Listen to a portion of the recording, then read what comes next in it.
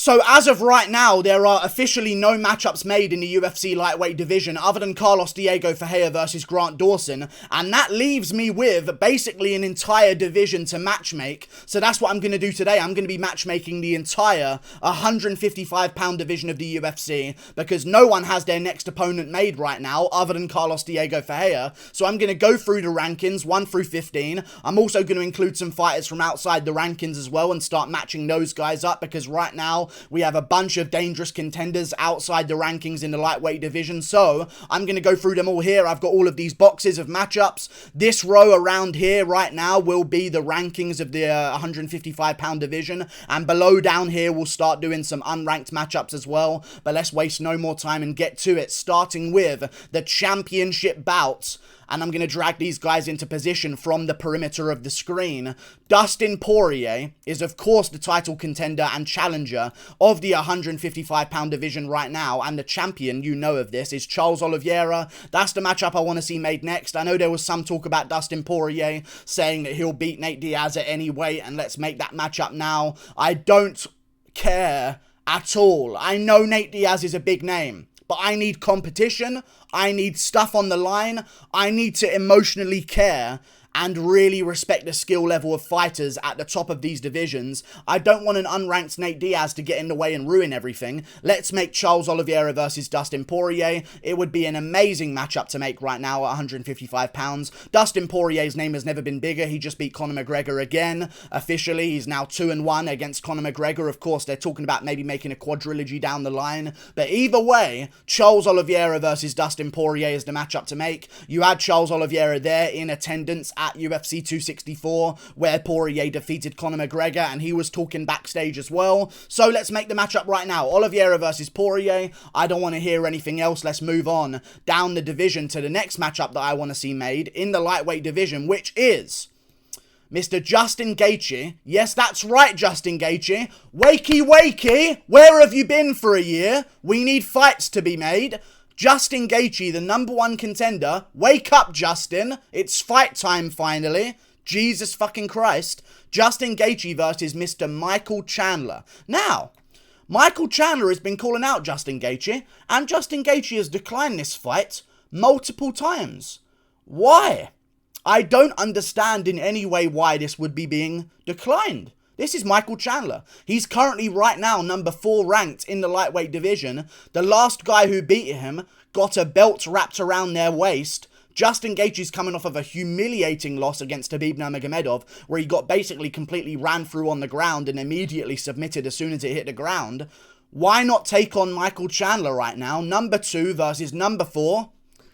I don't understand why Justin Gaethje is not taking this fight. It really doesn't make any sense to me. Let's make this matchup right now. I think it's an amazing fight. I would 100% guarantee that everyone loves the idea of this matchup. I don't think there's a fan out there right now in MMA that doesn't want to see this matchup. And I feel like we're building some animosity as well because Michael Chandler's calling out Gaethje for declining a fight. We can get a little bit of shit talk back and forth. I say main event of a fight night. Justin Gaethje, Michael Chandler. Put whatever you want on the rest of the card because I'm tuning in just for this one. Justin Gaethje, Michael Chandler, amazing matchup. Let's move on down the division to the #3 guy in the world, who is not Islam Makhachev. He's #4, but I want to see Islam Makhachev take on a man by the name of Beneil Dariush. I know that Islam Makhachev and Dan Hooker have been going back and forth recently, but one guy that I haven't seen Islam Makhachev really call out personally is Beneil Dariush, and I think that's because they have respect for each other. Either way, if Islam Makhachev is going to be ranked #5 in the lightweight division, I guess we can do him versus Beneil Dariush next. #3 versus #5. Both guys coming off wins. Both guys on win streaks. They've beaten similar opponents as well. Why call out Tony Ferguson when you can get the guy who beat Tony Ferguson in his last fight? I think Beneil Dariush versus Islam Makhachev is the fight to be made in the lightweight division. Sign me up any day of the week. That would be a great addition to the main card of a pay-per-view, maybe the feature fight of a pay-per-view for 5 rounds. I know we're doing those nowadays. It could also be the main event of a fight night. The lightweight division is so good because you could basically make any matchup between 2 top 10 opponents in the lightweight division, and no matter what, it's already good enough to be the main event of a fight night. Islam Makhachev, Beneil Dariush. I know Dan Hooker seems like the only man who wants to fight Islam Makhachev right now, but Makhachev just turned him down, so like, What the fuck do we do here? I know this is maybe not the best matchups to make, but in my opinion, they're the most logical matchups to make. These are the next matchups that I think are going to be made. I know Gaethje's turning down Chandler, and Poirier's calling out Nate Diaz, and he's not too keen on Oliveira, and Makhachev's turning... It's just a fucking shit show in the UFC right now, man. But let's just make this matchup. Makhachev, Beneil, Dariush. I don't give a fuck who's ducking who and who doesn't want to fight. That it's just so fucking... It's like trying to fucking work with 12-year-olds. I just can't take this anymore. These fucking toddlers in the division need to start matching up against each other. Gaethje, Chandler, get your shit together. Don't know what's going on with Gaethje, but get back in there immediately against Michael Chandler. And then let's do Islam Makhachev versus Beneil Dariush. Great matchup, and this could even earn Islam Makhachev a title shot next. Beneil Dariush is a very top contender in the lightweight division. I would assume, let's say if Justin Gaethje loses to Chandler and Makhachev beats Dariush, Makhachev's probably going to take that number 3 spot. Who knows, he might even take that number 2 spot as well. We don't know yet. I guess we'll see how dominant his performance is over Beneil Dariush. Either way, that's the matchup I want to see made next for Islam Makhachev. It makes the most sense, and I think that's the one they're going to go with next, seeing as Islam Makhachev doesn't want to fight Dan Hooker. Moving on to another matchup that needs to be made in the lightweight division, which is Dan Hooker, speak of the man himself, the man that Makhachev doesn't want to take on, versus another man that Makhachev does want to take on, Rafael dos Anjos. I've put the pictures the wrong way round. RDA is looking this way, which is very annoying, but that's okay. Rafael dos Anjos versus Dan Hooker makes all the sense in the world to me. Let's make the matchup happen. In all honesty, that could be the main event of a fight night. It might not be the best main event of a fight night, so I'd maybe argue probably putting it on the main card of a pay-per-view. I know Rafael dos Anjos just cut weight for UFC 264, which means he's in fight shape right now. Dan Hooker wants to fight in September. Maybe September's too quick of a turnaround for Islam Makhachev, so I think Dan Hooker, Rafael dos Anjos on the feature fight of the UFC pay-per-view in September with Volkanovski versus Ortega as its headliner, maybe even opening up the main card. I wouldn't even mind this headlining the prelims, in all honesty. Wherever you put this fight on the card, it will be amazing. So let's make Rafael dos Anjos versus Dan Hooker next. Makes the sense in the world. There's just so many people saying no to no, and yes to yes, and no to this, and yes to this, and no to that. And let's just make these matchups. I think these are the ones where people have individually and accumulatively said no to the least. So that's what we're working with right now. These fucking 5-year-olds that we're dealing with in the lightweight division. Either way, make these matchups next. Those are the ones I want to see happen. This one's maybe for a title shot. This one's maybe against the winner of Gaethje versus Chandler. Or this one could be for a title shot if Justin Gaethje wins impressively enough. And then the winner of this one can take on the winner of that one for the title shot. These things can happen. Moving on to another matchup in the lightweight division, which will be Mr. fucking Sunglasses Tony Ferguson versus Conor McGregor. I know a lot of people have been talking about Tony Ferguson versus Islam Makhachev. I hope you burn in hell. Why would you ever want to see that matchup? It makes 0 sense. So let's just do this one next. Tony Ferguson's an older guy. Everyone's saying that Conor McGregor's completely done. I believe Ferguson has a solid chance of beating Conor McGregor here. And also, Conor McGregor has a really good chance of beating Tony Ferguson. And Tony Ferguson has been taken down and laid on for 15 straight minutes twice in a row now. McGregor's not going to shoot for a takedown. I know there's some thing out there that says, McGregor shot a takedown against Poirier, even though he very clearly went for the clinch over-under position. But that's just the way we are right now in MMA. Moving on swiftly. Tony Ferguson, Conor McGregor. Great matchup. McGregor's not going to shoot a takedown unless he's about to die against Tony Ferguson, which could be a reality in all honesty. If Tony Ferguson gets him into those later rounds, I can really see him putting a whooping on Conor McGregor. But equally, if Conor McGregor lands a couple of shots early on Tony Ferguson, who, let's just say, is there to be hit sometimes, as we saw against Justin Gaethje, I truly believe that Tony Ferguson can get a big win against Conor McGregor, and I think it would be an amazing matchup. Let's move on to the division's next matchup, which will be Gregor Gillespie, otherwise known as the Penguin from Gotham, versus Brad Riddell, another CKB member in the top 10 of the lightweight division, or I think Brad Riddell's right now number 13 or something like that. But either way, Gregor Gillespie, Brad Riddell, great matchup. They were supposed to take on each other before, not too long ago. Brad Riddell eventually ended up taking on Drew Dober, who he had an amazing performance against, which I thought was one of his better performances of his career. He had some tough fights earlier on, but showing that he can go toe-to-toe with Drew Dober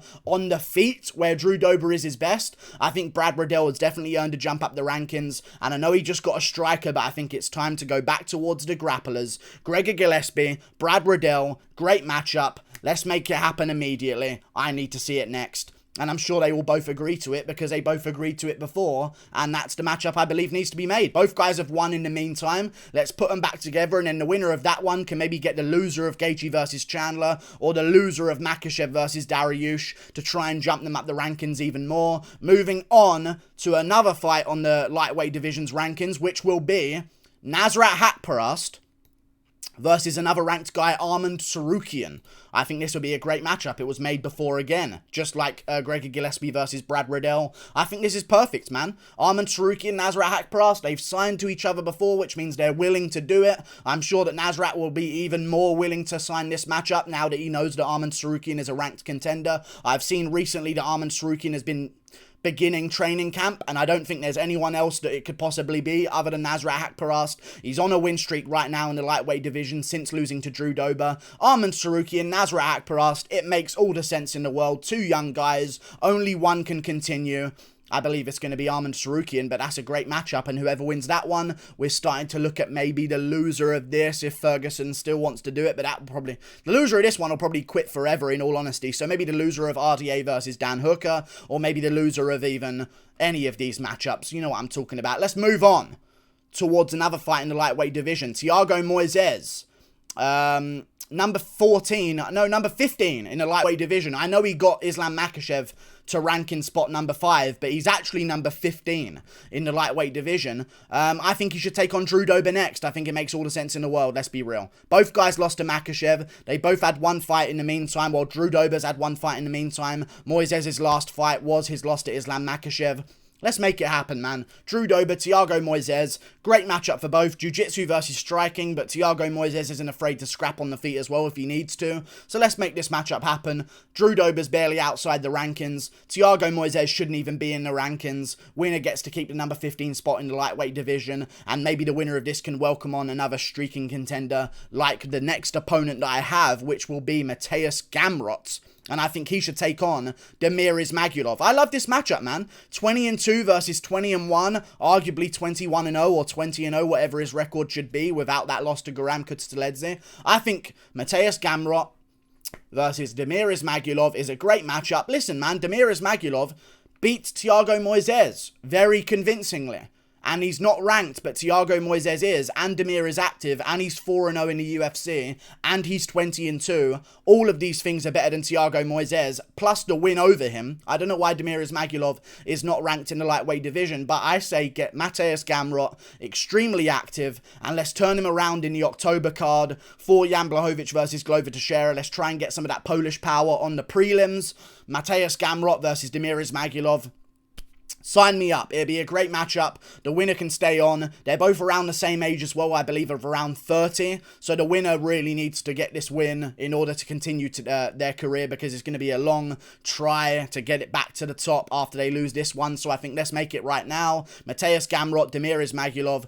Two basically undefeated guys in the lightweight division, and the winner of this one, in my opinion, is looking at maybe the number 14 or 13 spot in the rankings. We'll see how it goes down, but that's where I think the winner of this one is headed. Then they can maybe take on the winner of Thiago Moises versus Drew Dober, or the winner of Gregor Gillespie versus Brad Riddell, or even the winner of Carlos Diego Ferreira versus Grant Dawson, which of course won't be on this video. But moving on, I've got one more matchup to make, and that's including the guy I just spoke about, Guram Kutateladze. I genuinely could not find a better picture of him than this. I'm not even trying to throw shade. I couldn't find a better picture than this. I don't know why they wouldn't download, but I just couldn't fucking find one. So this is the one we're working with. I'm sorry if it's offensive in any way to you in your eyes, but Guram Kutsteledze, in my opinion, is definitely looking at a matchup with Ottoman Azaitar, the fucking potato smuggler himself. I think that'll be a great matchup. Guram, Ottoman, winner of that one gets their shot at a ranked opponent maybe. Then we can all fucking get things going in the lightweight division. No more playing around. No more, oh, I don't like him. I'm signed with his management team. And me and him are best friends. We can't fight. You're not 5-year-olds, okay? You're adult men. You're supposed to be savages. Kill each other. Like and subscribe. Thank you for watching. I'll see you later. Toodle pip. Click that button up there. Yeah.